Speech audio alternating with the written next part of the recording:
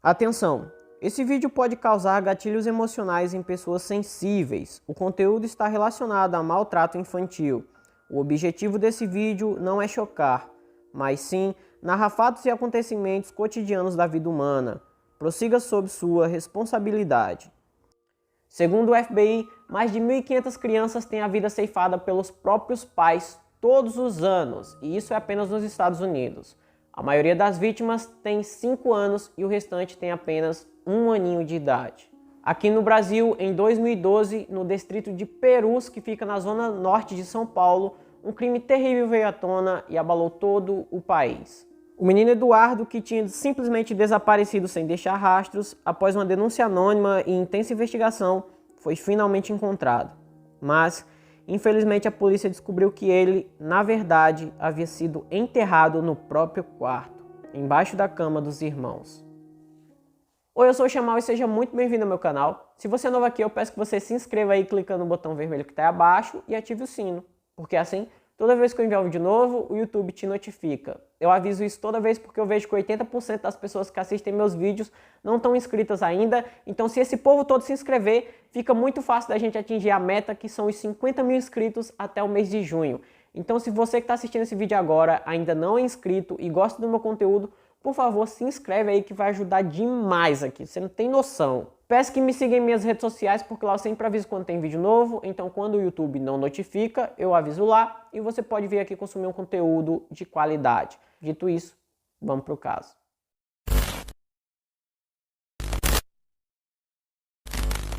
Eduardo dos Santos Lopes nasceu em 19 de julho de 2003. Ele era filho de Maria Madalena dos Santos, de 36 anos, e Dirceu Santos Lopes, de 29 anos, que era funcionário de uma loja de construção.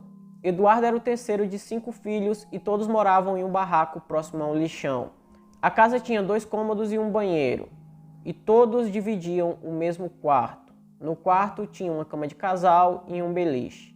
Quando ainda era um bebê, após denúncias ao conselho tutelar, Eduardo e seus irmãos foram levados para um abrigo infantil.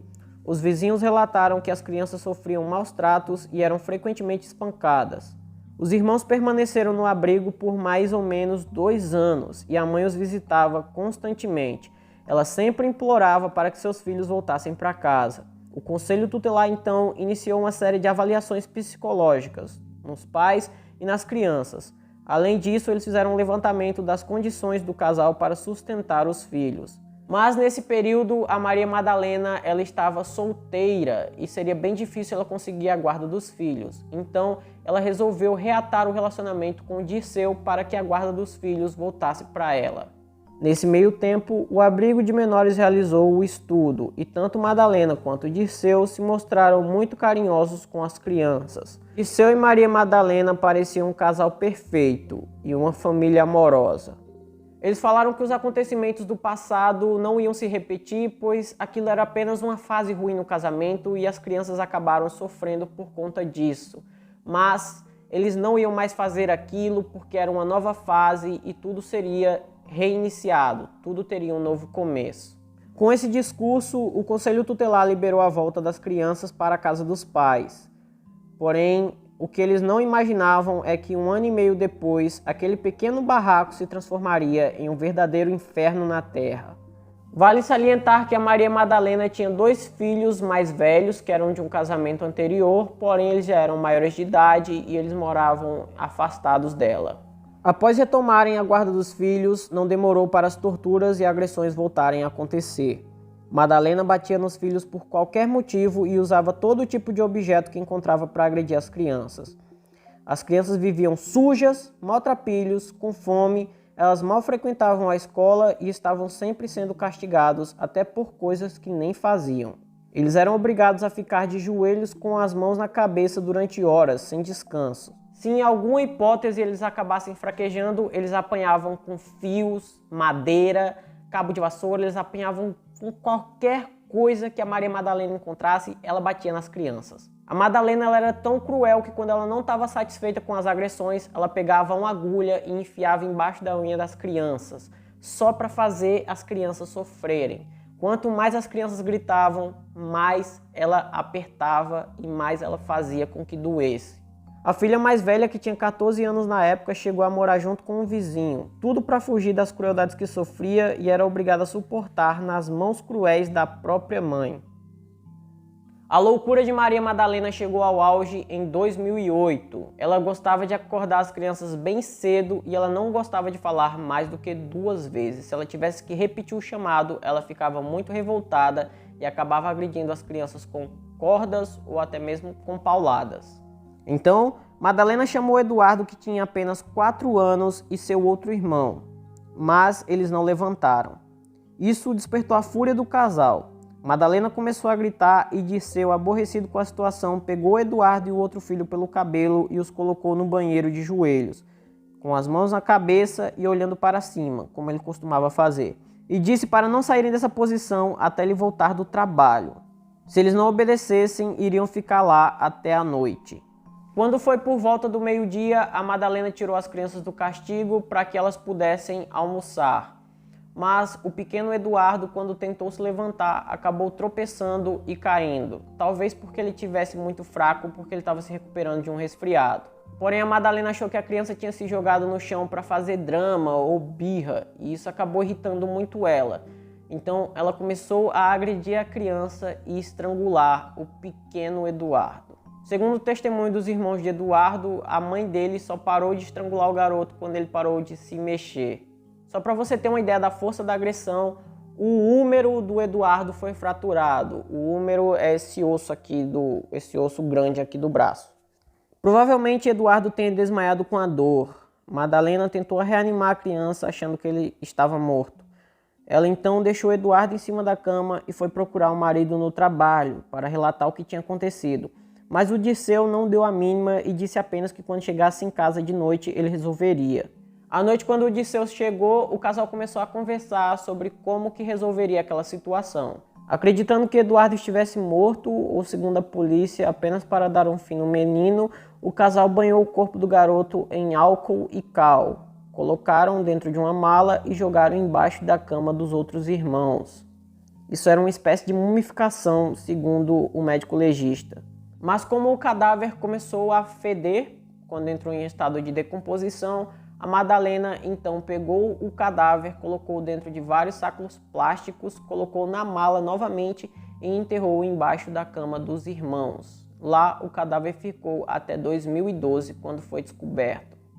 Para que os filhos não contassem o que havia acontecido, a Madalena ameaçava constantemente eles, dizendo que se eles falassem qualquer coisa, eles teriam o mesmo fim de Eduardo. Em 5 de julho de 2012, um denunciante anônimo revelou o crime cometido pelo casal à polícia, e uma vistoria foi enviada para o local. Mas os policiais não tinham o nome da rua ou o número da casa, então eles perguntaram por Dirceu a moradores.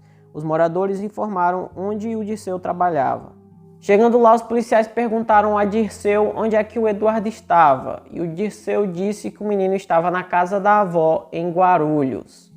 Obviamente os policiais não ficaram nem um pouco satisfeitos com essa resposta, então eles chamaram o Dirceu para acompanhar eles até a casa dele. Chegando lá, eles fizeram a mesma pergunta para Madalena e a mulher começou a gaguejar e ficou muito nervosa. Depois, ela contou uma história diferente da versão dada por Dirceu. E por fim, ela falou que Eduardo estava desaparecido. Um dos investigadores, que já sabia tudo o que tinha acontecido devido à denúncia anônima, começou a pressionar o casal, dizendo que não adiantava eles mentir porque ele sabia de tudo. Após muita pressão, o Dirceu falou que não tinha culpa de absolutamente nada, que foi Madalena que bateu no garoto. Ele também falou onde a criança havia sido enterrada. Rapidamente, a Maria Madalena também assumiu a culpa e mostrou o local onde estava o Eduardo. Durante a necrópsia foi verificado que o corpo de Eduardo estava parcialmente mumificado e por isso ele estava bastante preservado. Mesmo após 4 anos, parecia que o corpo não fazia tanto tempo assim que estava lá dentro e isso ajudou muito a entender tudo o que aconteceu no dia do crime. Eduardo sofreu uma lesão no osso do braço e a causa da morte teria sido asfixia. Infelizmente não ficou claro se a Madalena estrangulou Eduardo até a morte ou se ele ainda estava vivo quando foi colocado dentro da mala embaixo da cama dos irmãos. Quando foi presa, a Madalena ela confessou parcialmente o crime e disse que a filha de 14 anos também tinha participado, que tinha ajudado. Quando a garota foi questionada, ela disse que ajudou sim, porém ela estava sob ameaça de morte, então ela não tinha outra opção a não ser ajudar. Depois que a prisão foi decretada, Dirceu não falou mais nenhuma palavra, não se defendeu e não emitiu mais nenhuma opinião sobre o ocorrido. Dirceu recebeu uma pena mais branda, que foi uma pena de 6 anos e 9 meses de reclusão por tortura e ocultação de cadáver. Porém, a Madalena foi condenada a 24 anos e 11 meses por homicídio qualificado, tortura e ocultação de cadáver. O Conselho Tutelar acabou entregando a guarda das outras crianças para uma tia que eles são muito apegados. Essa tia, ela é irmã da Madalena e aparentemente até hoje eles vivem com ela e estão muito felizes. Então esse foi o vídeo de hoje, espero que vocês tenham gostado. Se você gostou, deixa o seu like aí, se inscreve no canal, e se você gostou, se inscreve no canal que ajuda demais o trabalho. Me siga em minhas redes sociais, por hoje é só, até a próxima e tchau!